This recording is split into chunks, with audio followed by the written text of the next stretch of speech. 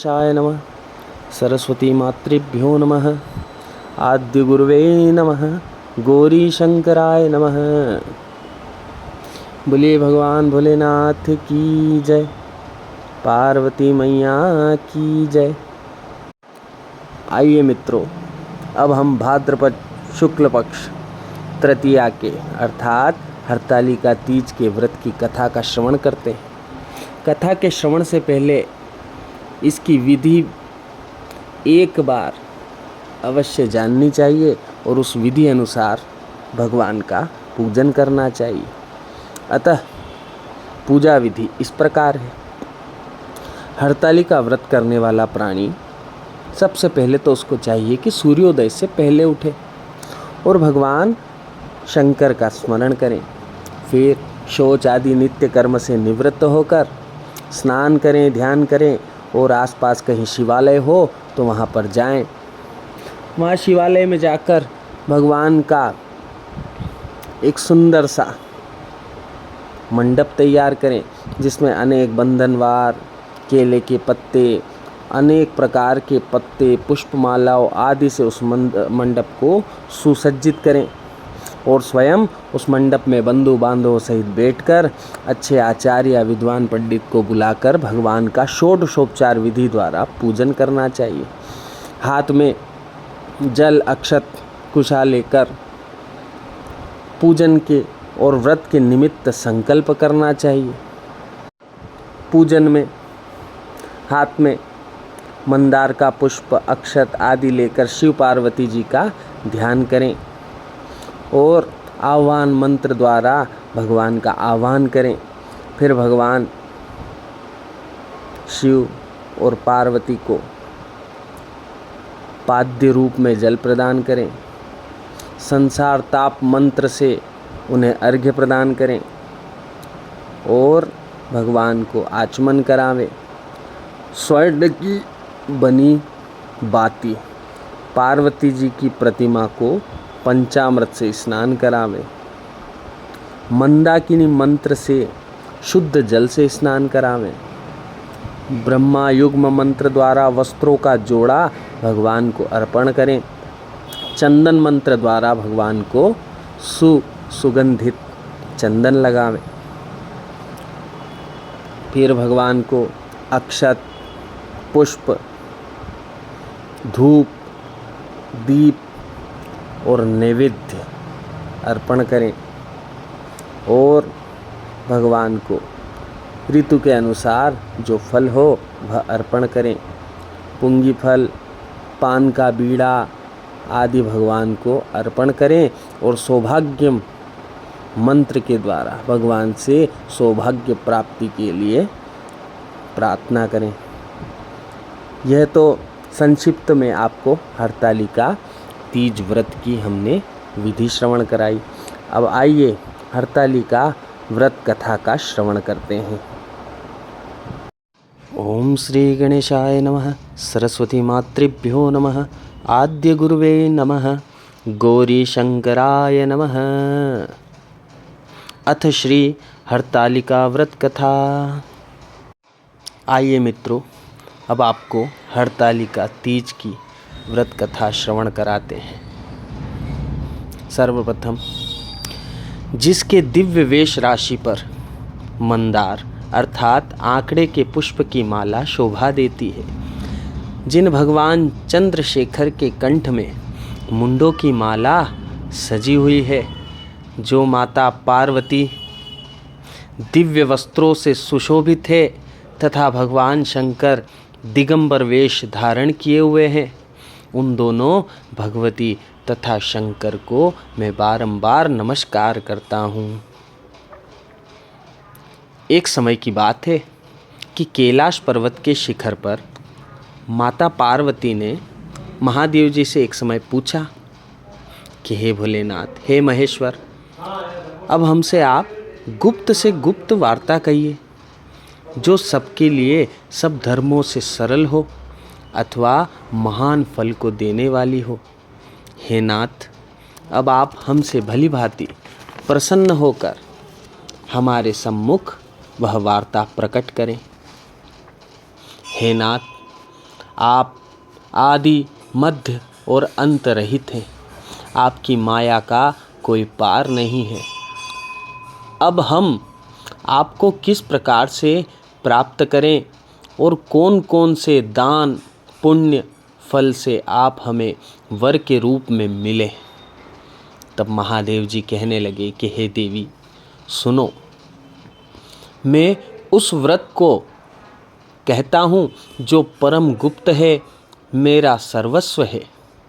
जैसे तारागणों में चंद्रमा, ग्रहों में सूर्य, वर्णों में ब्राह्मण, देवताओं में गंगा, पुराणों में महाभारत, वेदों में साम और इंद्रियों में मन श्रेष्ठ है, वैसे ही पुराण वेद में इस व्रत का वर्णन आया है, जिसके प्रभाव से तुमको मेरा यह अर्ध आसन प्राप्त हुआ है। हे प्रिय, यही मैं तुमसे वर्णन करता हूँ। अब सुनो। भाद्रपद मास के शुक्ल पक्ष को हस्त नक्षत्र तृतीया अर्थात तीज के दिन को इस व्रत का अनुष्ठान करने से सब पापों का नाश हो जाता है। हे देवी सुनो, तुमने पहले हिमालय पर्वत पर इस व्रत को किया था। तब पार्वती जी कहती है कि हे प्रभु, इस व्रत को मैंने किस लिए किया था वह सुनने की मेरी बड़ी इच्छा है, सो आप विस्तार से कहें। तब भगवान भोलेनाथ कहने लगे कि हे पार्वती, आर्यावर्त में हिमाचल नाम का एक पर्वत है, जहाँ अनेक प्रकार की भूमि अनेक प्रकार के वृक्षों से सुशोभित है, जिन पर अनेक प्रकार के पक्षीगण रहते हैं, अनेक प्रकार के मृग आदि जहाँ विचरण करते हैं, जहाँ देवता गंधर्वों सहित किन्नर आदि सिद्धजन रहते हैं। गंधर्वगण प्रसन्नतापूर्वक गान करते हैं। पहाड़ों के शिखर कंचन मणि के समान सुशोभित रहते हैं। वह गिरिराज आकाश को अपना मित्र जानकर अपने शिखर रूपी हाथों से छूता रहता है। जो सदैव बर्फ से ढका हुआ गंगा जी की कल कल ध्वनि से शब्दायमान रहता है। हे गिरिजे, तुमने बाल्यकाल में इसी स्थान पर तप किया था। 12 साल नीचे को मुख करके धूम्रपान किया। फिर 64 वर्ष तक तुमने केवल बेल के पत्ते का भोजन करके तप किया। माघ के महीने में जल में रहकर तथा वैशाख के महीने में अग्नि में प्रवेश करके तुमने तप किया। श्रावण के महीने में बाहर खुले में निवास कर अन्न और जल का त्याग कर तुम तप करती रही। तब तुम्हारे कष्ट को देखकर तुम्हारे पिता को बड़ी चिंता हुई। वे चिंतातुर होकर सोचने लगे कि मैं इस कन्या को किसके साथ वरण करूं। तब इस अवसर पर देवयोग से ब्रह्मा जी के पुत्र साक्षात देवर्षि नारद जी का आगमन हिमाचल के द्वार पर हो गया। देवर्षि नारद जी को आया देखकर हिमाचल ने अर्घ्य पाद्य आसन देकर सम्मान सहित देवर्षि नारद जी को विराजमान करवाया और कहा कि हे मुनीश्वर, आज आपने यहाँ तक आने का कष्ट कैसे किया। आज मेरा अहोभाग्य है कि आपका शुभागमन यहाँ पर हुआ है।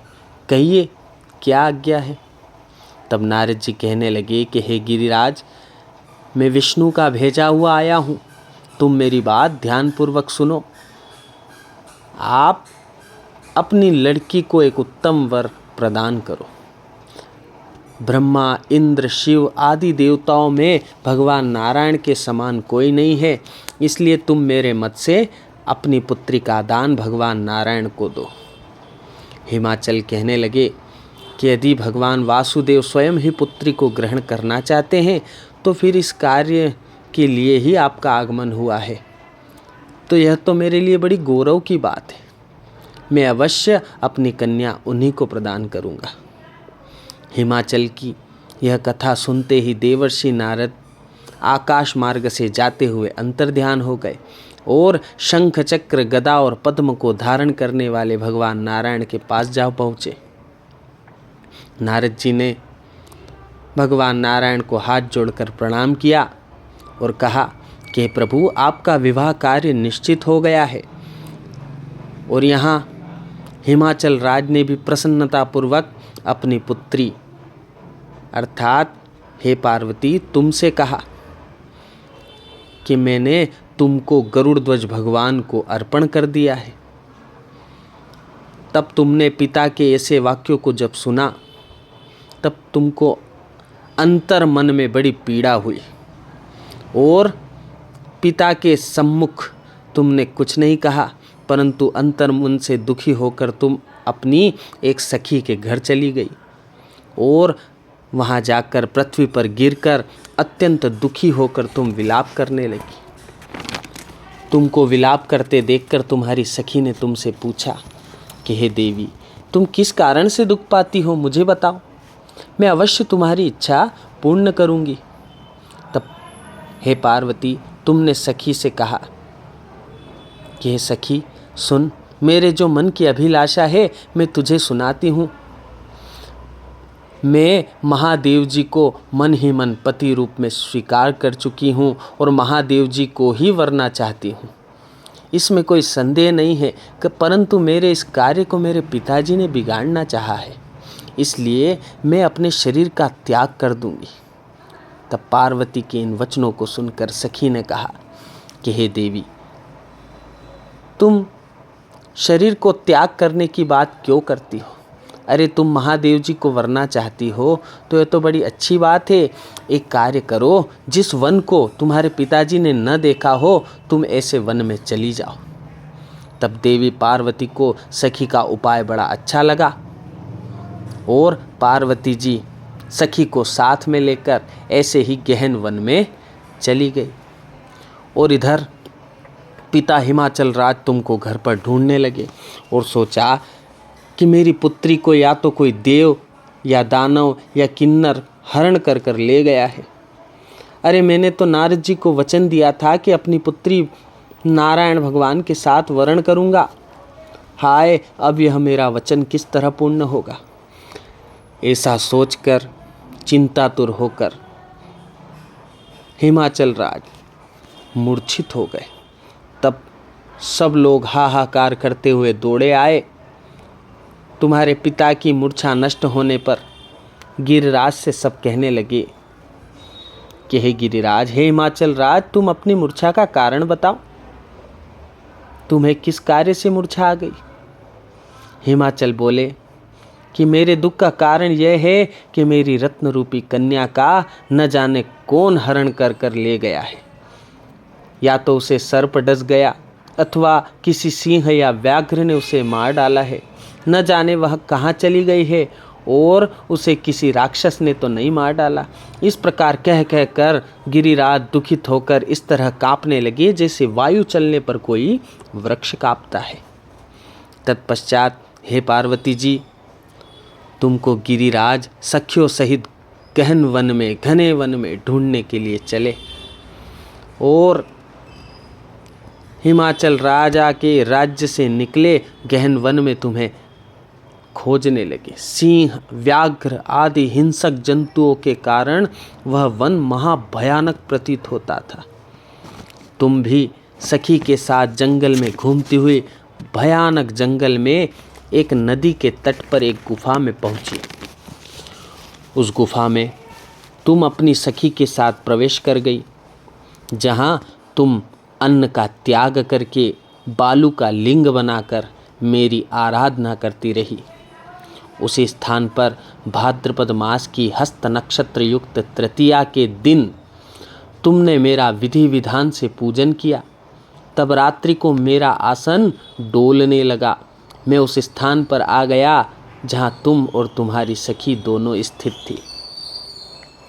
मैंने आकर तुम्हें दर्शन दिए, तुमसे कहा कि मैं तुमसे प्रसन्न हूँ, तुम मुझसे वरदान मांगो। तब हे देवी पार्वती, तुमने कहा कि यदि देव आप हमसे प्रसन्न हैं तो कृपा करें और मुझे आप अर्धांगिनी रूप में स्वीकार करें। आप महादेव हो जो मेरे सदैव के लिए पति हो। तब भगवान भोलेनाथ ने पार्वती जी की ऐसी विनती सुनकर तथास्तु ऐसा ही होगा आशीर्वाद दिया और कैलाश पर्वत को चले गए। तब भोलेनाथ पार्वती जी से कहते हैं कि हे पार्वती, तुमने प्रभात होते ही उस बालू की प्रतिमा को नदी में विसर्जित कर दिया। हे शुभे, तुमने वहाँ अपनी सखी सहित व्रत का पारायण किया। इतने में तुम्हारे पिता हिमवाम भी तुम्हें ढूंढते हुए उसी वन में आ पहुँचे। वह चारों ओर तुम्हें ढूंढने लगे। जब तुम्हें कहीं भी वन में देखा नहीं तो बड़े चिंतातुर हुए। उस समय ढूंढते ढूंढते जब नदी के तट पर आए तो नदी के तट पर 2 कन्याओं को दूर से उन्होंने देखा तो वे देखते हुए तुम्हारे निकट आ गए। जब तुम्हें देखा है तो बड़े अश्रु की धारा उनके नेत्रों में भर आए और तुम्हारे समीप आकर तुमको हृदय से लगाकर रोने लगे और कहने लगे कि रे पुत्री, तुम सिंह व्याघ्र युक्त इतने महाभयानक जंगल में क्यों चली आई। पार्वती जी कहने लगी कि हे पिताजी सुनिए, मैंने तो पहले ही अपनी अंतरात्मा, अपना यह शरीर शंकर भगवान को समर्पित कर दिया था, किंतु आपने इसके विपरीत कार्य किया, इसलिए मैं वन में चली आई। ऐसा सुनकर हिमाचल राज ने फिर तुमसे कहा कि हे पुत्री, अब मैं तुम्हारी इच्छा के विरुद्ध कार्य नहीं करूँगा। तब वे तुमको लेकर घर आए, तुम्हारा विवाह हमारे साथ कर दिया। हे प्रिय, उसी व्रत के प्रभाव से तुमको मेरा यह अर्ध आसन प्राप्त हुआ है। इस व्रत राज को मैंने अभी तक किसी के सम्मुख वर्णन नहीं किया है। हे देवी, अब मैं तुमको बताता हूँ, सो मन लगा कर सुनो। इस व्रत का नाम व्रत राज क्यों पड़ा? तुमको सखी हरण करके ले गई थी, इसलिए इस व्रत का नाम हरतालिका व्रत रखा गया है। क्योंकि तुमको सखी हर कर ले गई, इसलिए सखी द्वारा हरने पर इस व्रत का नाम हरतालिका पड़ा है। पार्वती जी कहने लगी कि हे स्वामी, आपने इस व्रतराज का नाम तो बताया, किंतु मुझे इसकी विधि एवं फल भी बताइए। इसके करने से किस फल की प्राप्ति होती है? तब शंकर भगवान कहने लगे कि स्त्री जाति को अपने मन के अनुरूप यदि वर प्राप्त करना हो, या जो स्त्री सौभाग्य की इच्छा रखने वाली है, इस व्रत को उन्हें विधि पूर्वक अवश्य रूप से करना चाहिए। उसमें केले के खंभों के मंडप बनाकर बंधन वारों से सुशोभित करें। उसमें विविध रंगों से रेशमी वस्त्रों की चांदनी तान दें। फिर चंदन, अक्षत, सुगंधित द्रव्यों से लेपन करके स्त्रियां एकत्र होकर शंख, भैरवी, मृदंग बजावे, विधि पूर्वक मंगलाचार, गीत वाद्य करके गौरा और शंकर की स्वर्ण से निर्मित प्रतिमा को स्थापित करें। फिर शिवजी व पार्वती जी का गंध, धूप, दीप, पुष्प आदि से विधि विधान पूर्वक पूजन करें और अनेक प्रकार के नैवेद्य का भगवान गौरी शंकर को भोग लगावें और रात को जागरण करें। श्रीफल, सुपारी, जवारी, नींबू, लौंग, अनार, नारंगी आदि अनेक फलों को एकत्रित करके धूप, दीप आदि मंत्रों द्वारा विधि विधान पूर्वक मन से गौरी शंकर का पूजन करें।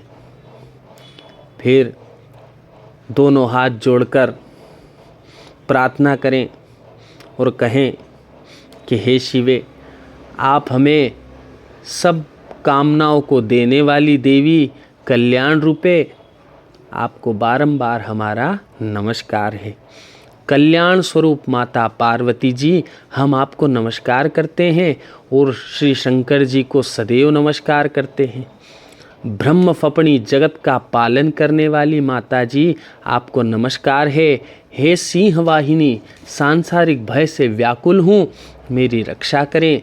हे महेश्वरी, मैंने इसी अभिलाषा से आपका पूजन किया। हे पार्वती माता, आप हमारे ऊपर प्रसन्न होकर मुझे और सौभाग्य प्रदान करने की कृपा कीजिए। इस प्रकार मंत्र न आता हो तो भाव से प्रार्थना करें और उमा सहित शंकर भगवान का पूजन करें तथा विधि विधान सहित कथा सुनकर गौ, वस्त्र तथा आभूषण ब्राह्मणों को दान करें। इस प्रकार से पति तथा पत्नी या सभी स्त्रियां एकाग्र चित्त होकर पूजन करें। वस्त्र, आभूषण आदि संकल्प द्वारा ब्राह्मण को दक्षिणा में प्रदान करें। हे देवी, इस प्रकार व्रत करने वालों के सभी पाप नष्ट हो जाते हैं। फिर वह 7 जन्म तक राज्य सुख और भाग्य को भोगती है। जो स्त्री इस तृतीया के दिन अन्न का आहार करती है या इस व्रत को नहीं करती, वह 7 जन्म तक वंध्या एवं विधवा होती है। जो स्त्री इस व्रत को नहीं करती, वह धन और पुत्र के शोक से अधिक दुख को भोगती है तथा वह घोर नरक में रहकर बड़ा कष्ट प्राप्त करती है। इस दिन अन्न का आहार करने वाली स्त्री शुक्री का जन्म प्राप्त करती है। फल खाने वाली बानरी बनती है। जल पीने वाली टिटहरी, शरबत पीने वाली जोंक तथा दूध पीने वाली सर्पनी का जन्म प्राप्त करती है। मांस खाने वाली बाघिनी, दही खाने वाली बिलारी, मिठाई खाने वाली चींटी बनती है। सब चीज़ें खाने वाली मुर्गी का जन्म पाती है। स्त्रियों को परलोक सुधारने के लिए व्रत करना चाहिए। व्रत के दूसरे दिन व्रत का पारायण करने के पश्चात चांदी, सोना, तांबे या कांसे के पात्र में, यथाशक्ति पात्र में ब्राह्मण को अन्न दान करना चाहिए। इस व्रत को करने वाली स्त्रियां मेरे समान पति को प्राप्त करती है। मृत्यु काल में पार्वती जी जैसे रूप को प्राप्त करती है। जीवन के सब प्रकार से सांसारिक सुख को भोगकर परलोक में मुक्ति को पाती है। हजारों अश्वमेध यज्ञों के करने से जो फल प्राप्त होता है, वही फल इस कथा के सुनने मात्र से प्राणी को प्राप्त हो जाता है। हे देवी, मैंने तुम्हारे सम्मुख यह सब व्रतों में उत्तम व्रत को वर्णन किया। इसके करने से मनुष्यों के समस्त पाप नष्ट हो जाते हैं। अतः हरतालिका व्रत कथा समाप्त है। बोले भोले नाथ की जय, जगदम्बिके मात की जय। अच्युतं केशवं राम नारायणं कृष्ण दामोदरं वासुदेवं हरे, श्रीधरं माधवं गोपिका वल्लभं, श्रीजानकी नायकं श्रीरामचन्द्रं भजे, श्रीराधिका विनायकं श्रीकृष्णचन्द्रं भजे।